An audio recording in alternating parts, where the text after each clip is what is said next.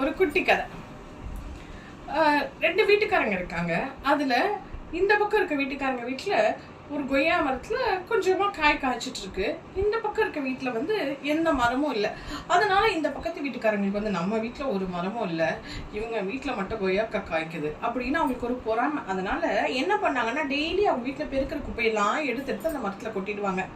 இதனால என்ன ஆச்சுன்னா, ஒரு நாள் அந்த மரம் நல்லா காய்க்க ஆரம்பிச்சிச்சு, நல்லா பெரிய பெரிய கொய்யாக்காவா. இந்த வீட்டுல இருக்கவங்க என்ன பண்ணாங்க, அந்த கொய்யாக்காவெல்லாம் ஒரு கூடையில போட்டுட்டு போய் இந்த வீட்டுக்காரங்க கிட்ட வச்சுட்டு வராங்க. அதுக்கு அந்த வீட்டுக்காரங்க கூப்பிட்டு கேட்குறாங்க, நான் உங்க மரம் நல்லா வளரக்கூடாதுன்னா டெய்லி இவ்வளவு குப்பை கொட்டினேன், எனக்கு போய் கொய்யாக்கா தரீங்களேன்னு.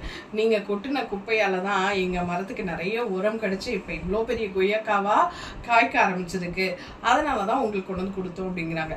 இந்த மாதிரிதான் நம்ம வாழ்க்கையில நிறைய பேரு நம்ம வாழவே கூடாதுன்னு பொறாம குணத்துல அவ சொற்கள், அவ பெயர்கள் எல்லாமே கொடுப்பாங்க. அதெல்லாம் நீங்க உங்களுக்கான உரமா ஆக்கிக்கிட்டு நீங்க முன்னேறி போய்கிட்டே இருக்கணும்.